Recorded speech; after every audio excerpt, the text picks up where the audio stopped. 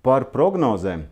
Prognozes, tāds esot optimists, es noteikti saglabāju pozitīvas ar nosacījumu, ka nepasliktinās ģeopolitiskā situācija un Eiribors saglabājas tādos 2 līdz 2,5% robežās, tad kopējā likme vienalga būs mazāka nekā tā bija pirms 2 gadiem, kad kopējā likme sasniedz pat 5,8%, gan arī 6%.